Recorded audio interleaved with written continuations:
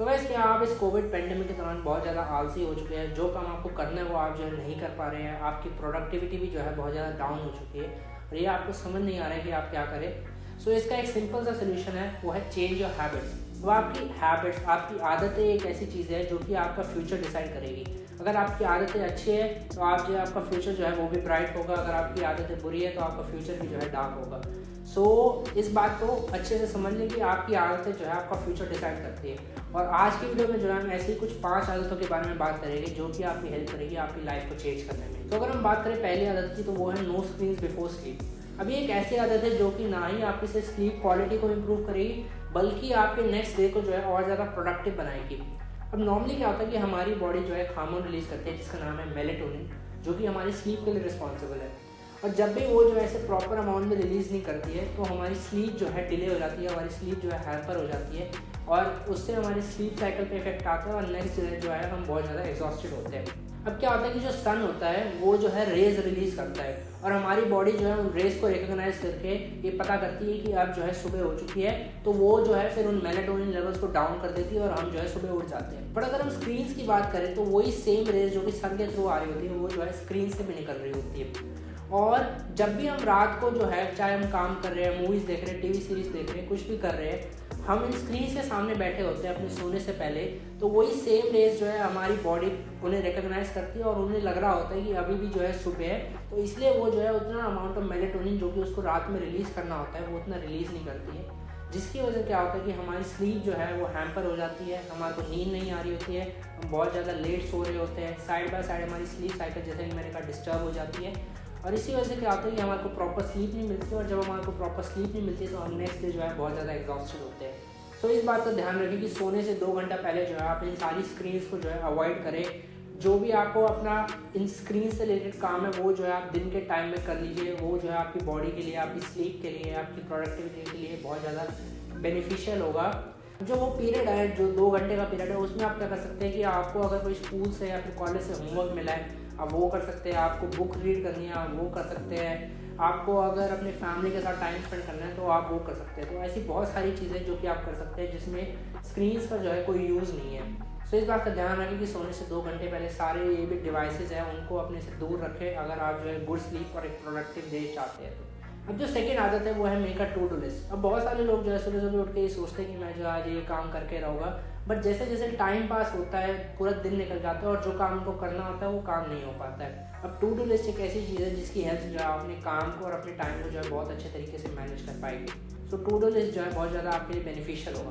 अब to do list बनाने के लिए आप क्या कर सकते हैं कि सबसे पहले जो आप एक पेज लीजिए, उसको जो है आप 2 हाफ्स में डिवाइड कर लीजिए। एक तरफ आप क्या कीजिए कि आप जो है वो सारे टास्क लिखिए जो कि आपको आज के पूरे दिन में करने हैं, सारे डेडलाइंस वगैरह को देख के जो है आपने वो सारे टास्क लिखिए। और दूसरी तरफ जो है आप जो दूसरा साइड ऑफ पेज है उसको आप क्या कर सकते हैं कि उसको भी जो है आप आगे जाके 2 हाफ्स में डिवाइड करिए। एक तरफ आप लिखिए लॉजिकल और दूसरी तरफ आप लिखिए क्रिएटिव। अब हमारे जो ब्रेन है उसकी जो है 2 पार्ट्स है, एक है लेफ्ट साइड और एक है राइट साइड।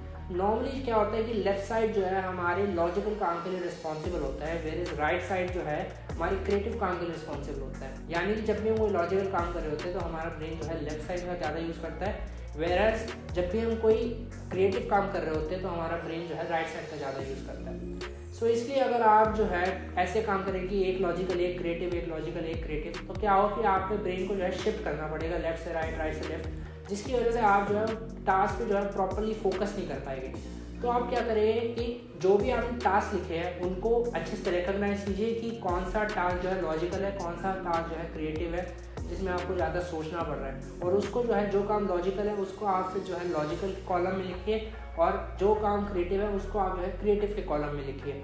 उसके बाद आप क्या कर सकते हैं कि उनके आगे जो है जो टाइम आप उनको देना चाहते हैं, फॉर एग्जांपल अगर आपको जो है स्कूल के लिए स्टडी करना है तो 1 घंटा टाइम जो है उसको दे सकते हैं या 2 घंटा टाइम जो है उसको दे सकते हैं, जिससे आपको पता रहेगा कि कितना अमाउंट ऑफ टाइम जो है आपको उस पर्टिकुलर चीज़ पे स्पेंड करना है, ताकि आप जो है अपने बाकी टास्क को भी जो है पूरे दिन में अकम्प्लिश कर सकें। सो इस तरीके से लॉजिकल काम को और क्रिएटिव काम को बांटने के बाद उनके साथ टाइम असाइन कर सकते हैं आप। देन उसके बाद आप क्या कर सकते हैं कि अपने जो फुल डे है उसको 2 हाफ्स में डिवाइड कर सकते हैं। एक को जो है आप लॉजिकल में कर सकते हैं और एक को जो है क्रिएटिव में कर सकते हैं। कुछ लोग जो है जो कि ज़्यादा क्रिएटिव होते हैं मॉर्निंग में, कुछ लोग जो है ज़्यादा क्रिएटिव होते हैं इवनिंग में, कुछ लोग जो है ज़्यादा क्रिएटिव होते हैं नाइट में। सो इस तरीके से जो है आप अपने दिन को डिवाइड कर सकते हैं, जो कि लॉजिकल काम हो गए। अगर आप जो है इवनिंग में ज़्यादा क्रिएटिव है तो लॉजिकल काम जो है आप सारे मॉर्निंग में करेंगे, और इवनिंग में जो है आप सारे वो क्रिएटिव काम करेंगे, जिसकी हेल्प से जो है आप और ज़्यादा अच्छे रिजल्ट अचीव कर सकते हैं। सो इस तरीके से जो है आप अपनी एक टू डू लिस्ट बना सकते हैं, जो कि आपकी हेल्प करेगा आपके टाइम को मैनेज करने में, आपके काम को मैनेज करने में, एंड साइड बाय साइड आपकी प्रोडक्टिविटी को बूस्ट करने में। अब अगर हम नेक्स्ट आदत की बात करें तो वो है लर्न डेली। अब आज के टाइम पे हम ऐसे पॉइंट पे खड़े हैं जहाँ पे स्कूल की एजुकेशन या फिर कॉलेज की डिग्री जो है काफ़ी नहीं है। अगर आपको लाइफ में सक्सेसफुल बनना है तो आपको जो है रेगुलर लर्निंग करना बहुत ज़्यादा ज़रूरी है, बिकॉज जैसे कि वॉरेन बफेट कहते हैं कि the more you learn the more you earn. तो इसलिए जो है रेगुलर लर्निंग जो है बहुत ज़्यादा ज़रूरी है, जो कि आगे हेल्प करेगी आपको एक सक्सेसफुल इंसान बनने में। बहुत सारे लोग कहेंगे कि हमारे पास सोर्सेज ही नहीं है लर्निंग के लिए। सबसे बड़ा सोर्स जो कि आपके पास अभी अवेलेबल है वो है आपके हाथ में, या फिर जो भी स्क्रीन में आप जो है ये वीडियो देख रहे हैं, वो एक जो है सबसे बढ़िया आपका टीचर बन सकता है। आजकल बहुत सारी चीज़ें जो है सब कुछ ऑनलाइन जा चुका है, टेक्नोलॉजी बहुत ज़्यादा डेवलप हो चुकी है। अगर आपको जो है कुछ भी सीखना है तो ज़रूरी नहीं है कि आपको जो है एक टीचर आपके साथ में आपके घर पे होना चाहिए जो कि आपको आकर पढ़ाए। आजकल बहुत सारी चीज़ें जो है ऑनलाइन हो चुकी है, तो आप जो है उसकी हेल्प से भी सीख सकते हैं। आजकल बहुत सारे ऑनलाइन प्लेटफॉर्म्स हैं, जैसे कि यूडेमी हो गया, कोर्सेरा हो गया, उन पे जो है बहुत सारे अच्छे कोर्सेज अवेलेबल है। साथ में बहुत सारी बुक्स अवेलेबल है, आप उनको पढ़ सकते हैं। जो स्पॉटिफाई ऐप जिस पे आप गाने सुनते हैं, उस पर आप गाने सुनने के साथ साथ जो है पॉडकास्ट सुन सकते हैं बहुत सारे लोगों के। कुछ लोग जो है बुक्स की समरीज डालते हैं, तो आप जो है उनको भी चेकआउट कर सकते हैं। और अगर आपके पास इतना अमाउंट नहीं है कोर्सेज पे स्पेंड करने के लिए, तो यूट्यूब एक ऐसी चीज़ है जिस पे बहुत सारे ऑनलाइन कोर्सेज अवेलेबल है, तो आप जो है उनसे भी सीख सकते हैं। तो सोर्सेज जो है बहुत ज़्यादा अवेलेबल है, बस आपको एक चीज़ चाहिए, वो है डिज़ायर टू लर्न। अगर आप में वो चाहे कि मेरे को जो है सीखना है, तो फिर जो है आपको कोई प्रॉब्लम नहीं आने वाली है। सबसे बड़ी बात यह है कि अगर आप उन चीज़ों में नॉलेज लेंगे जिसमें आपका इंटरेस्ट है, तो आप जो है और ज़्यादा फोकस कर पाएंगे उन चीज़ों पे। साइड बाय साइड आपकी जो ग्रोथ होगी वो जो है एक्सपोनेंशियली होगी। वेरएज़ अगर आप जो है उन चीज़ों के बारे में नॉलेज ले रहे हैं जिसमें आपको कोई इंटरेस्ट नहीं है, तो आपको जो है मूड नहीं करेगा, आप जो है प्रॉपर्ली फोकस नहीं कर पाएंगे। तो इसलिए इस बात का ध्यान रखें कि उस चीज़ों के बारे में नॉलेज लें जिसमें आपका जो है ज़्यादा इंटरेस्ट आता है। अब जो चौथी आदत है वो है रेगुलर एक्सरसाइज। आज के टाइम में जो सबसे बड़ी प्रॉब्लम जो कि लोग फेस कर रहे हैं वो है फिजिकल इनएक्टिविटी, जो कि आगे जाकर बड़ी प्रॉब्लम जैसे कि हार्ट डिजीज़ हो गया, डायबिटीज़ हो गया, स्ट्रोक हो गया, उनका कारण बन सकती है। सो इसलिए रेगुलर एक्सरसाइज की हेल्प से जो है आप अपनी इन प्रॉब्लम्स को होने के चांस जो है काफ़ी हद तक घटा सकते हैं। मैं ये नहीं कह रहा कि आपको अभी जाकर जो है जिम ज्वाइन कर लेना है, एनुअली मेंबरशिप पे कर देनी है, ये ज़रूरी नहीं है। जिम जो है हमारी परफॉर्मेंस इंप्रूव करने के लिए बने हैं। अगर आपको जो है बस बेसिक फिट रहना है, तो ये ज़रूरी नहीं कि आप जो है जिम ज्वाइन करना, आप जो है रेगुलर वॉकिंग की हेल्प से, रेगुलर साइकिलिंग की हेल्प से, रनिंग की हेल्प से भी जो है खुद को फिट रख सकते हैं। ये ज़रूरी नहीं है कि अगर आपको जो है फिट रहना है तो आपको जो है जिम ज्वाइन करना है। आप जो है कुछ बेसिक एक्सरसाइज की हेल्प से भी जो है खुद को फिट रख सकते हैं। अगर आप जो है इस कोविड पैंडेमिक के दौरान खुद को फिट रखना चाहते हैं अपने घर पर, तो उसके लिए जो है मैंने ऑलरेडी एक वीडियो बना रखा है, तो वो जो है आप यहाँ पर जाकर देख सकते हैं। उसमें जो है मैंने ऐसे 4 तरीके बताए जिसकी हेल्प से आप इस कोविड पैंडेमिक के दौरान खुद को घर पर फिट रख सकते हैं। तो इसलिए रेगुलर एक्सरसाइज ज़रूर रहे, ताकि आपकी बॉडी जो है फिट रहे, आप जो है ज़्यादा एक्टिव रहे, ज़्यादा काम में इन्वॉल्व रहे। साथ में जो है अपनी फैमिली को भी जो है रेगुलर एक्सरसाइज ज़रूर कराएं, ताकि वो भी जो है फिट रहे और आप सब लोग जो है अपने आप को बाहर के जो डिजीज़ है उनसे जो है खुद को प्रोटेक्ट कर सके। जो लास्ट और सबसे इम्पॉर्टेंट आदत है वो है ईटिंग हेल्दी। अब फूड जो है वो सिर्फ कैलोरीज या फिर प्रोटीन फैट कार्ब्स नहीं है, वो जो है कम्युनिकेशन मीडियम की तरह एक्ट करता है, जिसकी हेल्प से जो है हम अपने जो इंटरनल बॉडी है, जो हमारे जीन्स हैं, हम उनसे जो है कम्युनिकेट कर सकते हैं। जब भी हम जो है जंक फूड खाते हैं, तो हम जो है अपने जीन्स को ये बता रहे हैं कि बाहर का एनवायरनमेंट अच्छा नहीं है। साथ ही साथ जो है हम अपने जीन्स को ये भी कह रहे हैं कि तुम जो है मेरे को और ज़्यादा वीक बनाओ, और ज़्यादा लेज़ी बनाओ।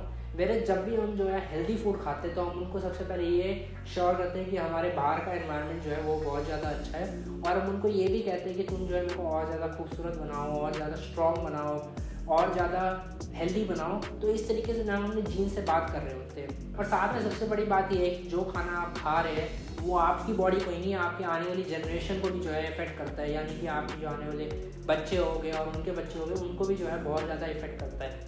अगर आप जो है जंक फूड खा रहे हैं, तो आपकी जीन्स जो है, जैसे कि मैंने कहा, उन पर बैड इफेक्ट पड़ेगा, और वही जीन्स जब आपके आने वाली जनरेशन में ट्रांसफ़र हो गए, तो जो बेबी बॉर्न होगा उनको भी जो है बहुत सारे बर्थ डिफेक्ट्स हो सकते हैं। वेरएज़ अगर आप जो है हेल्दी फूड खाएंगे, अपनी जीन्स को जो है हेल्दी रखेंगे, तो आपका जो आने वाला जनरेशन है, आपके जो आने वाले बच्चे हैं वो भी जो है ज़्यादा हेल्दी रहेंगे। तो इसलिए सिर्फ अपने बारे में ना सोचें, अपने आने वाली जनरेशन के बारे में भी सोचें और रेगुलर हेल्दी ईटिंग ज़रूर करें, ताकि आप नहीं आपकी आने वाली जनरेशन भी जो है बहुत ज़्यादा हेल्दी रहे। अब मैं ये नहीं कह रहा कि आपको जो है सिर्फ हेल्दी खाना ही खाना है और जंक फूड कम्प्लीटली अवॉइड कर दे।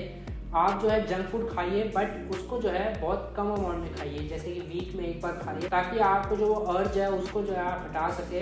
मेरे तो अगर आप जो है रेगुलर जंक फूड खा रहे हैं तो जैसा कि मैंने कहा, आप सिर्फ अपनी बॉडी को ही नहीं अपने आने वाली जनरेशन को भी जो है बहुत ज़्यादा इफेक्ट कर रहे हैं। सो इसलिए रेगुलरली जो है आप अपनी डाइट में हेल्दी फूड जो है ज़्यादा प्रेफर करें। साथ में एक बात का ध्यान रखिए कि आप जो अपनी मील्स बना रहे हैं या फिर जो भी आप मील्स खा रहे हैं वो जो है बैलेंस्ड मील होनी चाहिए।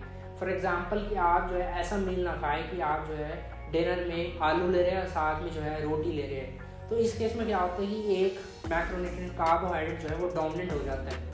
वेरेज अगर आप जो है अपना मील ऐसा बनाएंगे कि आप जो है राजमा ले रहे हैं, साथ में आप जो है राइस ले रहे हैं, रोटी ले रहे हैं और साथ में आप जो है पनीर ले रहे हैं और साथ में आप जो है थोड़ा सैलेड ले रहे हैं। तो इस तरीके से जो है एक बैलेंस्ड मील बन जाएगा, जिसके अंदर आपको जो है good amount of protein, healthy fats, good amount of carbohydrates और साथ में गुड अमाउंट ऑफ माइक्रोन्यूट्रिएंट्स भी जो है आपको मिलेंगे वेजिटेबल से। सो इस तरीके से जो है आपने एक बैलेंस्ड मील खाइए ताकि आपकी बॉडी जो है हेल्दी रह सके। तो गाइस मैं होप कर रहा हूँ कि आपको जो वीडियो अच्छा लगा होगा। अगर आपको वीडियो अच्छा लगा तो वीडियो को लाइक करें, कमेंट करें कौन सा नेक्स्ट टॉपिक पे आप वीडियो देखना चाहते हैं, अपने किसी एक फ्रेंड के साथ जो है शेयर करें। अब कंटेंट अच्छा लग रहा है तो आप जो है चैनल को सब्सक्राइब कर सकते हैं। अगर आप मेरे को इंस्टाग्राम पे फॉलो करना चाहते हैं तो आप जो है मेरे को इंस्टाग्राम पे फॉलो कर सकते हैं। मैं आपका दोस्त नमस्ते देवा चलता हूँ। Take care, bye bye and thank you so much for watching.